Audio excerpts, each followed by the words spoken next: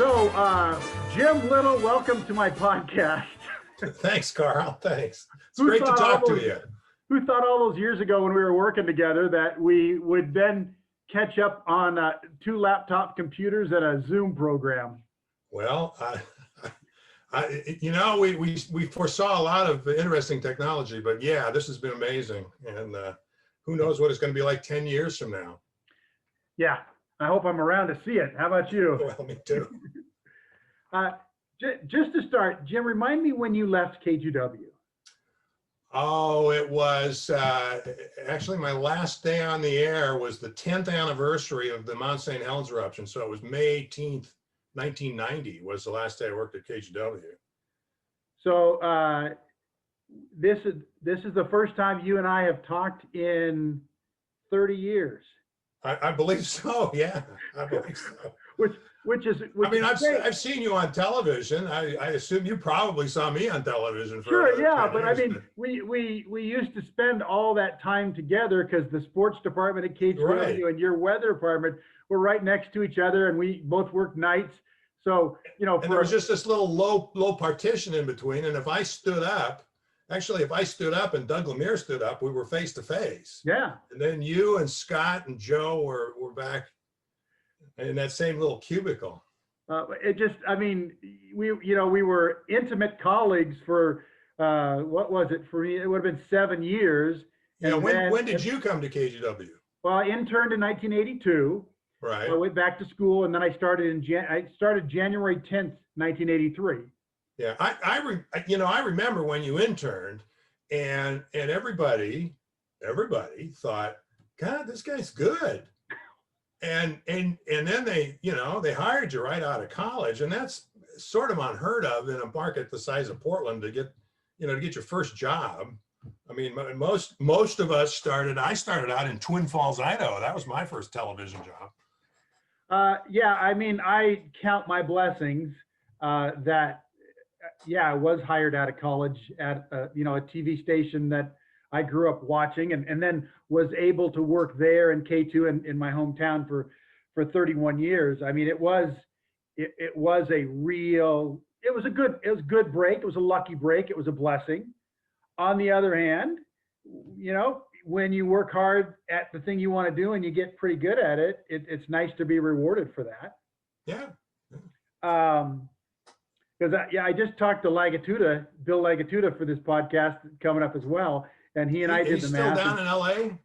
He lives a little bit in Northern California, outside of Sacramento now. He's in Northern California. Yeah, he left LA when he kind of retired from the business, and now he and his wife have a lot of different things going on a farm outside of Sacramento. But Bill and I hadn't talked for 35 years or 33 years. And, we just got back into it. It was really fun. It's kind of like good old friends. It's like you never left.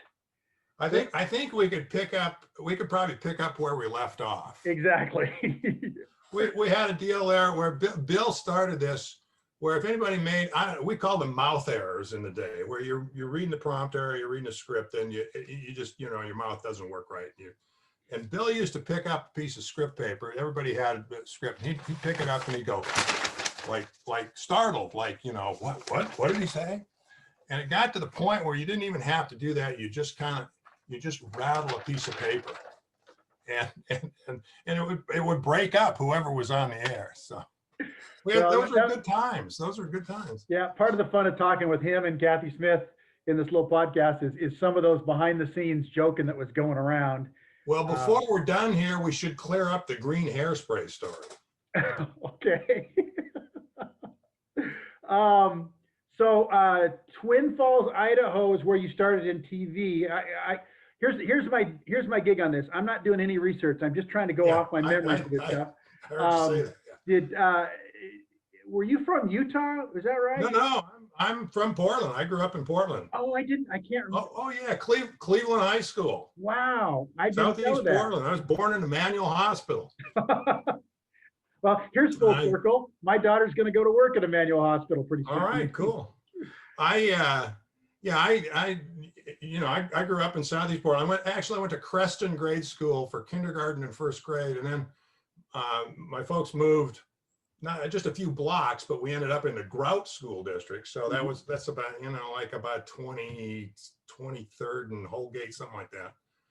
And so I went up through 8th grade at Grout, Cleveland High School, and then I went to Linfield College in McMinnville. And I majored in mathematics and got into ROTC. It was Air Force ROTC because that's the program they had available. I do remember Air Force.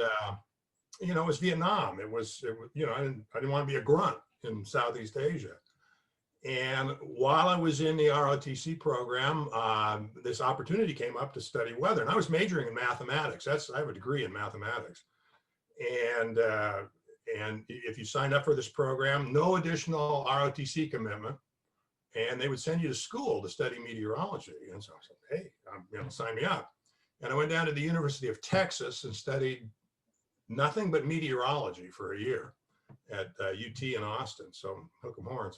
And spent 5 years on active duty in the Air Force. And I met a guy when I was stationed on Guam, and I met a guy who ran the AFRTS station, the radio station at Anderson Air Force Base on Guam. And he went to Washington State, had a degree in journalism. He was from Montana. Jeff Rounce was his name. And Jeff, you know, we got to know it. You know, we were saying he was a year ahead of me, so he outranked me by a little bit. But, you know, we were basically junior officers in the Air Force. And he ran the radio station. And so we would sit around talking. I had done, you know, the campus radio station at Linfield back in the day. Sure, so we talked radio, and we just got to be good friends. And there was a group of us that hung out together. Well, Jeff got out. You know, he got out a year before I did. He got out and he got a job in Twin Falls, Idaho, as the news director at KMVT Channel 11. And so I got out, and I kind of lost track of him. I got out and was driving back I was in Omaha, Nebraska, was my last place I was stationed. I was driving back to Oregon out of the Air Force and turned on the television. I stopped at Sun Valley, turned on the television in the motel room, and there's my friend Jeff. Nice.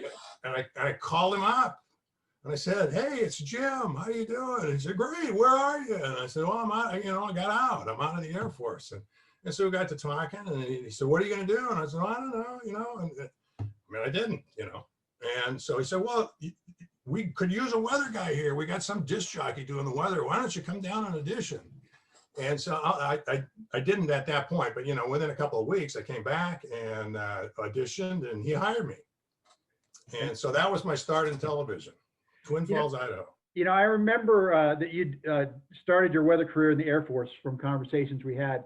But now I've talked to you and Craig Walker from the radio and Mike Donahue. All of you guys served military during that Vietnam time in our country's history.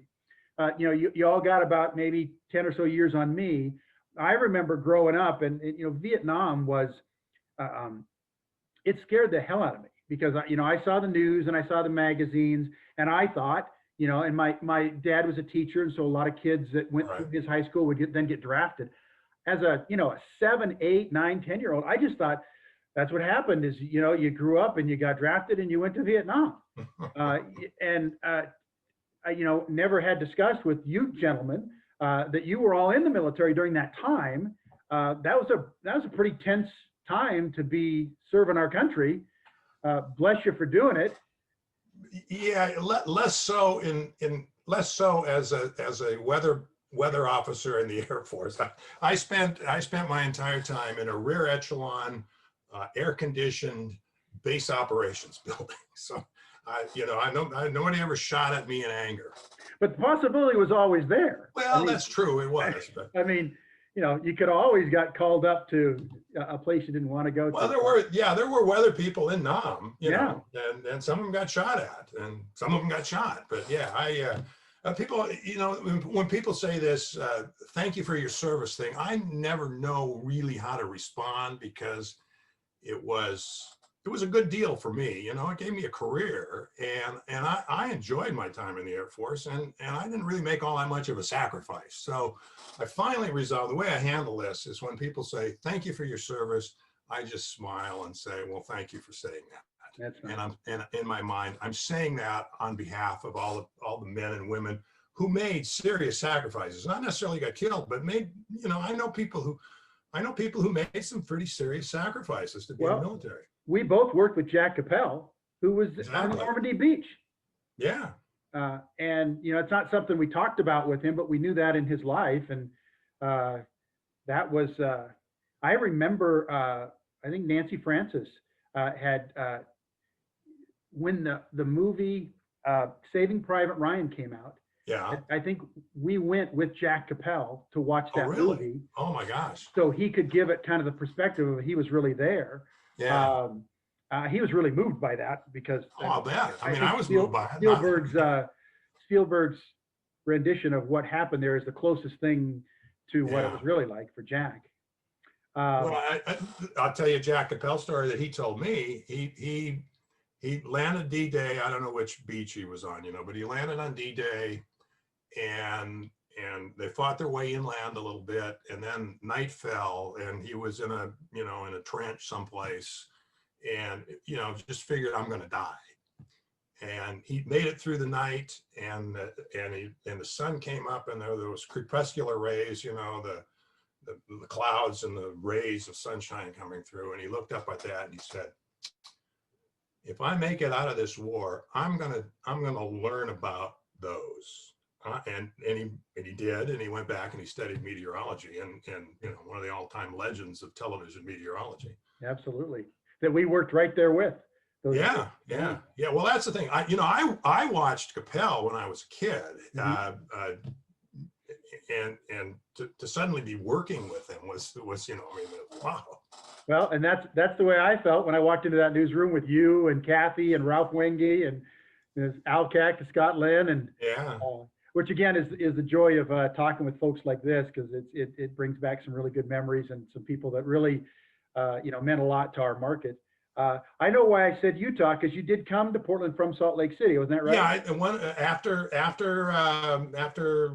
I spent 7 months in Twin Falls and got a weekend job at KUTV, the NBC affiliate in Salt Lake, where the weeknight chief meteorologist was a guy named Mark Eubank. And I don't know if that name means anything to you, but he also was a legend in television weather.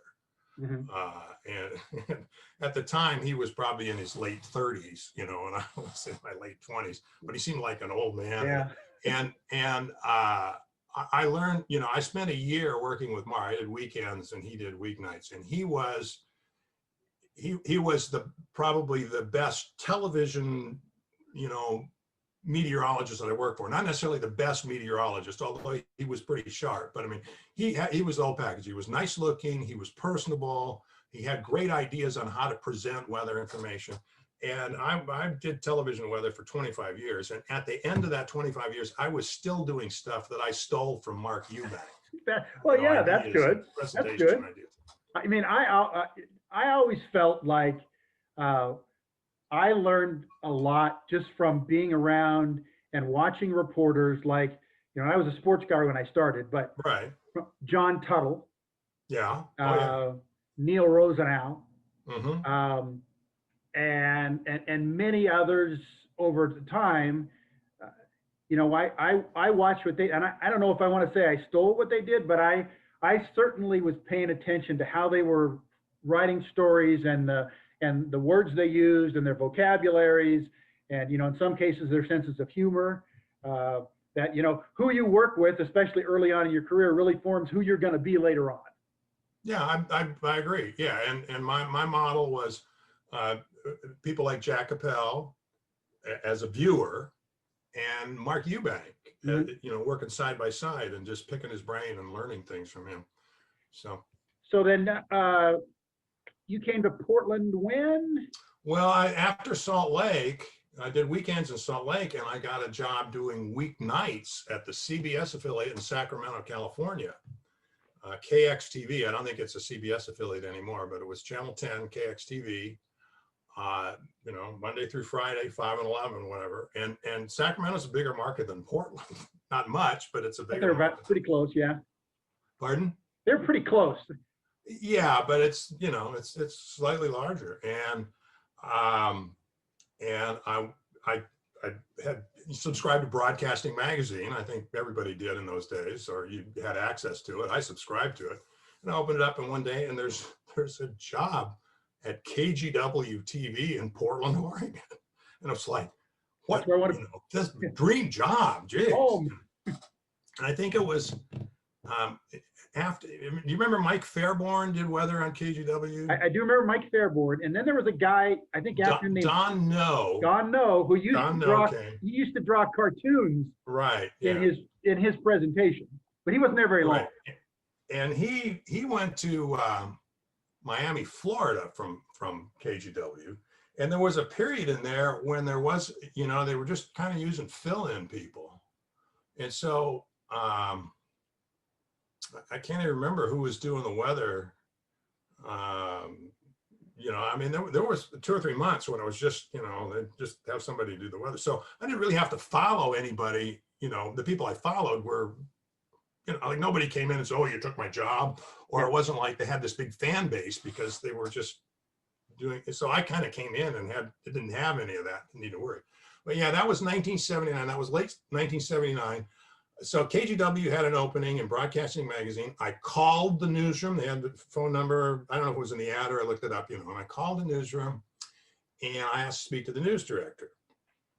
And the newsroom secretary, remember Ellen, the newsroom secretary? Yeah, I do. Yeah.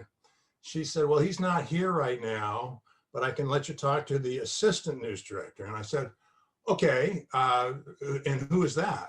And she said, it's David Lipoff. Can't remember the name. Yeah, David Lipoff and I grew up about 10, 15 houses apart. I mean, we went to Grout School together. And we weren't like best buddies, but, you know, he was a kid in the neighborhood. I knew him. I'd been in his house. I knew his mother and dad. He'd been in my house. I knew that he'd gone to University of Oregon, gotten a degree in journalism, and then gone into television because I knew he was working at Channel 12, and then I kind of, you know, totally lost track of him. And so when Lipoff comes on the line, I said, David Lipoff. And he said, yeah, who's this? And I said, it's a voice from your deep, dark past. And he said, who is this? And I said, it's Jim Little. And he said, oh, Jim, hi, what's going on? I said, well, I see you've got an opening. And you could hear him go, oh my God. Because, you know, he didn't know I was a weather guy. He didn't know I was a weather guy. He thought, you know, he just thought I was looking for a reporting job. Right. And you know, he said, I'm going to have to turn down my friend, or maybe he'll be good, or maybe, you know, but it was just like, and I said, I'm doing weather at KXTV in Sacramento, California. And I gave him my background, and you could just see he's kind of like, oh, hey, we could do some stuff with this, you know, local boy. Yeah. And all that. And so, I think the news director, whose name I cannot remember when I first went to work there. Was it Badger? Pardon? Was it No, Larry it was Badger? before him. Okay. I don't know then. Or maybe, I can't remember. You know, I don't know. Anyway, he flew down to Sacramento. He was going to some other thing in San Francisco. But he flew down to Sacramento and took me to dinner and basically offered me the job right there. And so it was sometime in November of 1979 that I started on Channel 8. That's funny because, you know, again, talking with all these old friends, everybody's how I got started or how I got to Portland stories are unique and interesting. And, you you knew Lipoff, and, you know, Kathy Smith told me the story that she went to Coin and did a demo tape there, and they didn't have any. Have you seen that tape? Have you seen that tape? Well, I haven't seen it, but she said that they didn't have any room for her there, but they gave her a copy of tape, and she took that over to K2, and she got her job at Channel 2. Yeah. It was, yeah, I've seen that tape. I mean, she showed it. Yeah. And it was one of those things, you know, no television experience. She pretty much went in cold. Yeah. And it was kind of like in Boston. It was kind of like you, Carl. She was like really good. She was rough around the edges, but it was like, I mean, this was years later, and I had the benefit of hindsight, but I could say, yeah, that I can see why they, you know, I can see why she got a job. Yeah. And we're all lucky for it. So I seem to remember some of our conversations, either Sacramento or Salt Lake City. At some point, you had to get out of a contract that was not an amicable separation. Is There that was right? a lawsuit, yes. Okay, good. there was. I broke a contract to come back to Portland. I had a contract at Channel 10 in Sacramento, and that was a painful experience, and it cost me some money. But I was home. You know, I got to come home to Portland. Yeah, I just remember. I think we had some conversations about contracts at some point, which I never really had till later in my career. And you said, you can get out of contracts. I've done that before. I got, when I left K2, I retired. Right. But the news director, they wanted us to start earlier in the morning than we were getting there. You know, we got there at 3:15. We went on the air at 4:30. They said they wanted us there at 2 o'clock. And I just said, I'm not going to do it. It's too early. You know, I'm too old to be getting out of, I'm already getting out of bed too early. And, you know, and, Yeah. and she said, well, you're under contract. And I said, well, what are you going to do? Fire me if I don't show up? Then I mean, that's, you know, so we came to an amicable release out of that contract. And I wasn't going to go to work for anybody else in the market. Right. But it was like, yeah, I'm under contract, but I'm not coming in an hour and a half earlier than that. So let's figure something out. So I'm guessing when you started in weather, you were, you know, kind of crossing from the Jack Capel era where you used to write on the board to where we got to, you know, the green screen and the satellite pictures. I mean, you were there for the transfer from.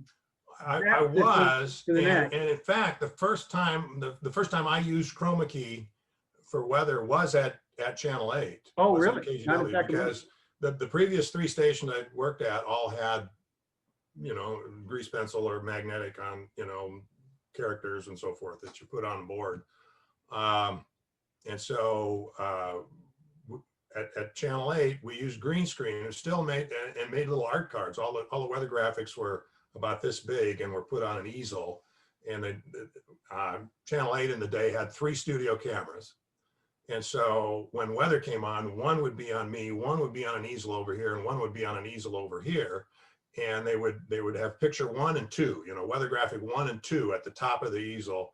And then they'd show 1 behind me, and then they would switch to 2 behind me, and this one would tilt down and get picture 3 and picture 4, picture 5, and picture 6. And that was the limitation, was yeah, because the easel was only so big, so you could have 6 graphics in your weathercast.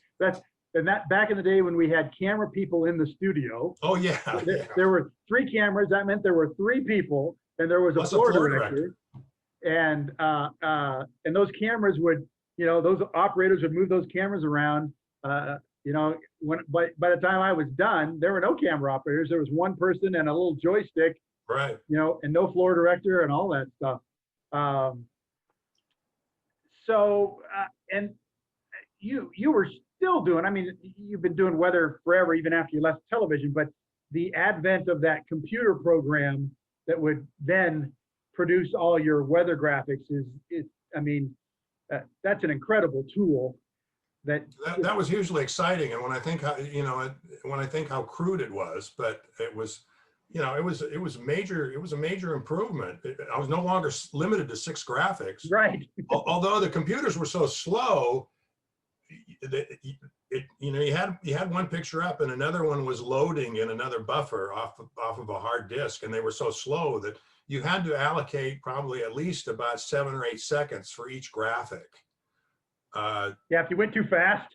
Yeah, you know, I mean, you had to, and I oftentimes would set it up so they would go automatically, and I just talked. You know, I mean, I just talked to whatever was on the screen. It was like, I used to say it was like giving a presentation with visual aids. You know, it could be a flip chart or whatever, but I never had any notes. I mean, it was all ad lib when you did the weather. Right. But my notes were those graphics. Yeah. But once that graphic and that's went what away, I used to tell when we had the actual pictures on the easel. That's what I used to tell directors. I said, don't wait for me to ask for the next thing, because quite frankly, I don't necessarily remember what's next. You just, you give me a few seconds on this one and you give me a few seconds on that one, you know, and you just work through them, and I'll just flow with it, because, you know, I said, if there's one that I really want to spend some extra time on, I'll come to you and I'll say, on this graphic, I'll show it to you. And so on this graphic, hold that one until I, you know, until I say, let's go on to the next one. But mostly I said, lead me, always lead me. And there was one director, we would go to a character generator, you know, a computer up in the booth that would say the current conditions. Right. And down at the bottom, it said sunrise tomorrow and sunset tomorrow, you know. And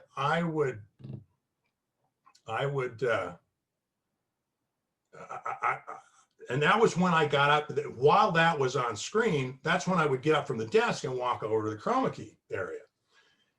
And there was one director who would never switch to me in chroma key until I said, and sunrise tomorrow is at 6:58 and the sunset is at 7:01 or whatever. Yeah, he always made me say that. And I said, don't make me say that. That's kind of secondary, tertiary information. Just, you know, it's just when I get in position in front of chroma key and you're set, which they can do really fast, come to me and I'll start talking about whatever's behind me. There's almost like a dance, you know, with you as a director. If done well, each partner knows who's leading and what they're supposed to do to get it on the way you want to get it through. Well, so then we changed, at some point, we changed formats, and the sunrise and sunset were not, appeared somewhere else or did something. I don't remember what it was. Anyway, we took them off that current condition. Maybe it was a consultant who came in and said, get rid of the sunrise and sunset. Nobody cares. And I got calls from people saying, I want to know sunrise and sunset tomorrow. And in fact, I got a call from a woman who said, I'm blind. My first thought was, what do you care? And she said, I want to know, because I want to know when the people around me, you know, when it's getting dark for the people who are sighted. You know, I just want to know that information. I want to know what it is. So I usually tried to, you know, depending on the consultants and the news directors, I tried to work in sunrise and sunset. Well, yeah, I can remember you and other weather guys talking about the fact, you know, you have that big map of the state, and you have the temperatures for all over the place. And you know, if you forgot to put the temperature down for LeGrand or something, you'd get a phone call saying, "Oh yeah, how come you didn't tell us how hot it was in LeGrand today?" Well, the other call you always got was, "How come you never give the temperature for name some small town?" Well, partly because we didn't know it. You know, back in the day, you got temperatures from airports, and if there wasn't an airport there, you didn't know what the temperature was. That's number one. Number two, if I put all those little cities up, there would be a million numbers on the screen. And I was always polite, and I said, well, maybe I'll try and work it in, you know. But I'm thinking, you know, when you live in a small town in rural Oregon, there are benefits. You know, you don't have to lock your door because, you know, and everybody knows your neighbor. And, you know, I get it. There are benefits. But there are drawbacks too. You don't have a major league sports team. You don't have a symphony orchestra, and you don't get your temperature on television every night. You're going to have to extrapolate from a bigger city a few miles away. Oh, goodness. Any great stories about things that went wrong? I mean, I remember one time when I was doing weekend sports, they got the tapes out of order. You know, we do maybe highlights of 7 or 8 different games, and they got them out of order by one, you know. So I'd be talking about the Yankees, we'd be seeing the Dodgers, and then I'd be talking about the Reds, we'd be seeing the Yankees. I mean, it became more of a joke, but you know, if things don't go right, you got your 5 minutes and you're going to be dancing. Yeah. Oh yeah. And you know, well, you asked about things that go wrong. One that I will never forget, because I thought I was going to die, was a light blew up over top of me, and it was a backlight, so it was slightly behind me. But you know, we used to, those little tube lights, you know, before we had fluorescence and all the fancy stuff they have now, they were it was a scoop light and a little, I don't know, I'm not a lighting expert, but and occasionally they would overheat and it would go bang, it would explode. I was on the air. I was in chroma key, and there was a map behind me, and I hear this bang, and I looked up like this, and I could see the pieces coming down, and luckily they all missed me. They were falling down behind me, but pieces and it looked like the space shuttle exploding. You know, I mean, that's what I remember. And sounded like that. And I turned back around to the camera, and I just kept going. I mean, that's what you did. You just kept going. And it's Sure. live broadcasting. That's what you do. But that was on tape, and they slowed it down and showed it, you know, frame by frame, and it was like.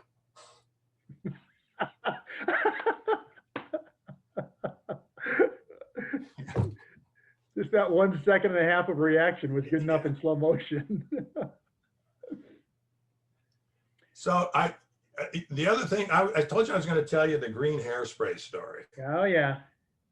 And I, you know, this is probably faded into ancient memory now, but for a long time that was, I think, a fairly well known story, or echoes of it were fairly well known, because I would often get asked, "What's the deal with the green hairspray?" And when Lagitude worked, you know, like I say, there was a lot of horseplay. It was Anchorman, you know. I mean, Yeah. you know, and the movie was a farce, but there were some truthful elements to that movie. You remember at Channel 8 there was the very small little makeup room off the studio had one sink and a couple of hooks for hanging clothes and a mirror, and very little counter space. And I used hairspray, Bill used hairspray, and we both used the same kind. It was the cheap stuff from Fred Meyer, the unscented, you know. And so we had this, it was an informal arrangement, but he would buy a bottle, and they were like $1 a piece, you know. He would buy a spray bottle, and then when it was getting low, I would buy one and bring it in. And then when it was getting low, he would buy one and bring it in. Well, I walked in there one day, and Bill had gone down, I think, to one of the national conventions, you know, the San Francisco Democratic or Republican conventions where we used to send people to, yeah. Yeah. And he had taken the hairspray, and he left me without any. And I was pissed, you know. Sure. Come on, Bill, that's the, you know. We had a deal. Yeah. So when he came back, you know, in between shows, I went to Fred Meyer in downtown and bought more hairspray. Well, I got 2 of them, and they were just the pump bottles, you know. I got 2 of them, and I took one and I dumped it out, and I filled it with water and got some green food coloring and put in there, so it was green. And in great big letters with a Sharpie pen, I wrote, "Jim Little, do not, you know, Jim Little's hairspray, do not use." And then I had the other one that was unmarked, but it had legitimate hairspray in it. And I went to Kathy, this was when Kathy and Bill were anchoring, and I went to Kathy and I said, "There's a spray bottle in there that says Jim Little's hairspray. Whatever you do not use that." And she kind of looked at me, and she didn't know exactly what was up, but You got it. She winked at me and said, "Yeah, okay." And so I took the one that, the good one I kind of put out front, and the one that was the green stuff I put in the back with the sign out, you know, with a side out that said Jim Little's hairspray, do not use. So Kathy was in there when Bill came in, and I heard this from her later. Bill came in, he looked at that, and he looked at the one that said Jim Little's hairspray, do not use, and he goes, "Ha, ha." He grabs it, and he goes, and he had blonde hair, you know, and he goes, and he looks at the thing, and he sprays it on the mirror, and then he runs his finger down, and it's green all over there. He turned to Kathy, and he said, he sticks his head under the sink, he washes it all out, combs it as best he can, you know, now his hair is all messed up. And he turns to Kathy and he said, "Tell Jim Little he did not get me. He did not get me." Well, in fact, I had got him. Yeah. Gotten him. So he goes on the air, And Scott and maybe you weren't working. I don't know. Scott, I know, was in on this, and I and a couple other people in the newsroom used an outside line to dial back into the front desk and say, you got a problem with your transmitter? I need to talk to your chief engineer. Everything looks a little green. And so there were like 15 calls on the call sheet the next day about Bill's green hair. And from then on, we kept our own hairspray. Yeah, I don't know that Bill was pretty good at getting people back. Oh yeah. Yeah, so you had to watch your back for a while, didn't you? Oh yeah, this went back and forth. I mean, I took the distributor cap out of his car, and you know, I don't remember all the things he one time he was wandering around upstairs and found official personnel from human resources or whatever they call them, the official piece of paper, you know, multi-copy paper for any kind of personnel moves and changes and so forth. Got one, took it downstairs, filled it out for termination of Scott Lynn, and then left it on the news director's desk in the evening. And then said, Scott, you got to go in there and look. You got to go. And Scott said, no, I'm not going to go in there. There's, you know, you're going to take a picture of me or something while I'm in there going through the news director. No, you got to see this. Scott goes in there and he looks at it and he about has a heart attack. Turns white. Yeah, I mean, he just thought, you know, he had a new baby and Adam had just been born, and it was like, you know, oh God, what am I going to do? Yeah.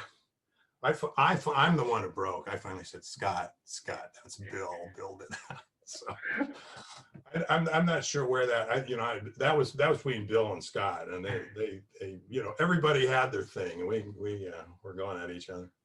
Fun times. See, I think when you were there for a lot of the years, there was our weekend guy was Don Clark. Don Clark, yes. Wasn't he like a furniture salesman during the week, or? He was in sales, but it was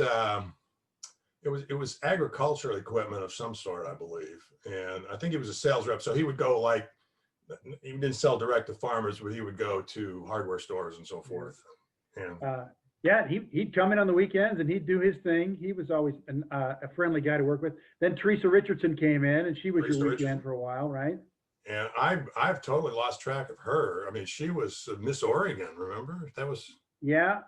I've totally lost track too, and that's unfortunate. I know that I think she might have gone home to Salt Lake City to be with family for a while, but I got some people. We'll find her. We'll get her on this podcast. you got your guys working on it. Huh? And then you finished your career on the air at Coin, right? You were there for several years. Yeah, when I left, I got hired away by Channel 2. And Channel 2 or Channel 2? Yeah, I was at 2 from 90 to 93. Okay. And then I got hired away by Channel 6. And that part of that getting hired away by Channel 6 was the consultant for Channel 2. Channel 2 quit, they severed the agreement. And so that consultant, whatever company it was, I don't remember, went over to Channel 6. And they said, well, we'll get Channel 2 and we'll hire Jim Little, because they knew all the details of my contract. So. That helped. And so I spent 6 years at Channel 6, and I worked with Mike and Shirley and Ed Whalen, Sonny. Yeah. And then you've done your own kind of forecasting business after that a bit, haven't you?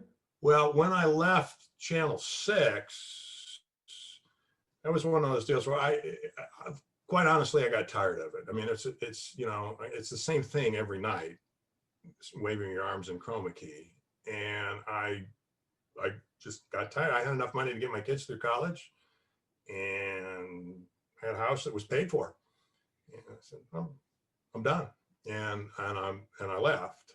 And I got a job with the Oregon Department of Agriculture, and mainly that was for health insurance.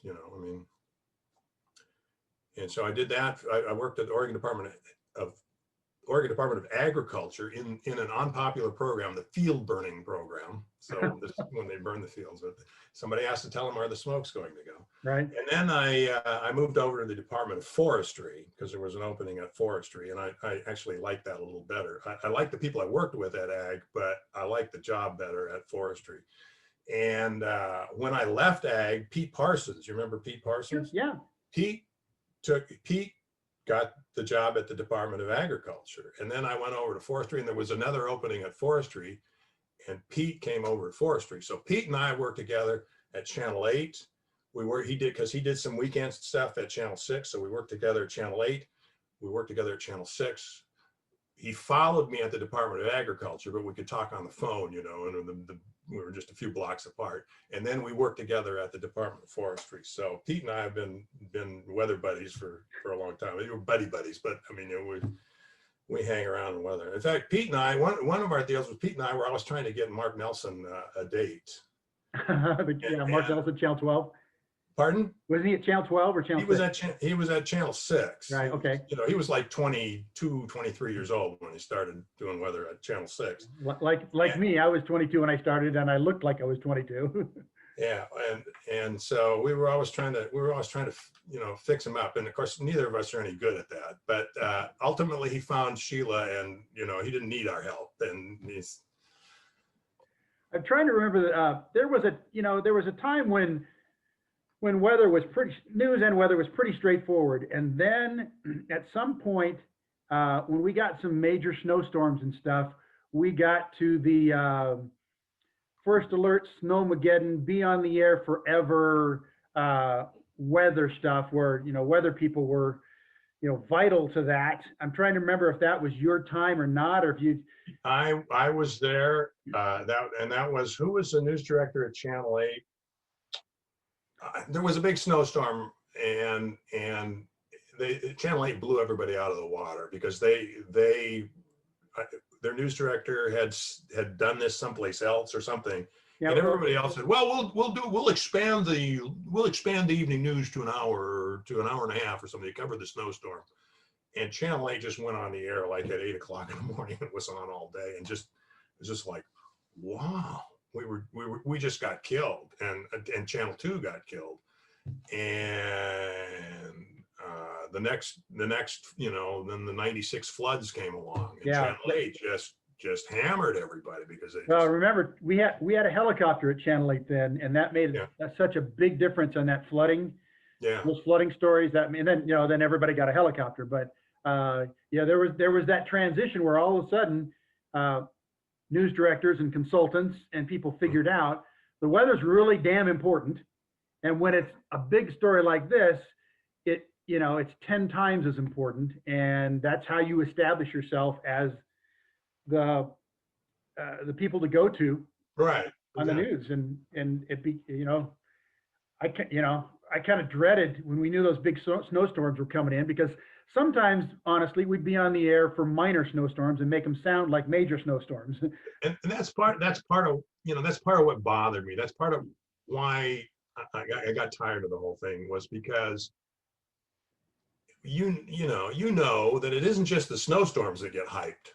Mm-hmm. It's other things that get hyped. You know, give me something I can use. Give me dirty laundry, and. So and when we in the '80s at Channel 8, and from talking to people in the '70s at Channel 8, when it was the Stimpsons who owned it, you know, the Bullets. Bullets. I'm sorry, the Bullets who owned it. You know, that this was their public service. This was their giving back to the community. Was providing quality journalism and quality programming. They weren't in it for profit. Exactly. They did okay. And they sold, and then, you know, the various owners from then on in were in it for profit. And yeah, we were owned by Providence. I never did a commercial. Say again. We were owned by Providence Journal in Rhode Island for a while. Yeah. And then we were owned by Dallas the company that owned the Dallas Morning News. Belo, yeah. The news was totally separate from sales, and you know, we were really insulated from that. And towards the end of my time at Channel 8 was the first time I ever had to mention the name of the sponsor. And I think it was Toys R Us or something like that. And you know, prior to that, you know, even though I was weather, you know, that was part of news, and sales, and the business aspect of it was totally separate, and that started to go away. So. Yeah, we all grew up, and we were lucky to be there in that time when we Absolutely. were owned by King Broadcasting, the Bullet Sisters up in Seattle, and then we had to, we had to adjust and accept some changes that we weren't comfortable with, and try to do the best that we could. Yeah. On the on one of the anniversaries of Mount St. Helens, Channel 8 ran the special that we did. Again, Mount St. Helens, the biggest news story, that had been wall-to-wall coverage, Right. live team coverage. But back in the day, we covered that evening with a 1-hour special. And that's the way we did it.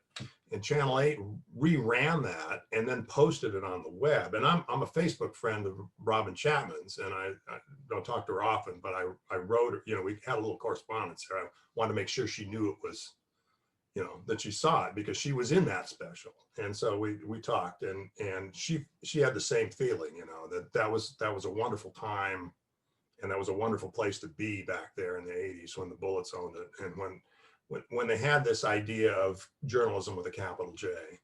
Yeah.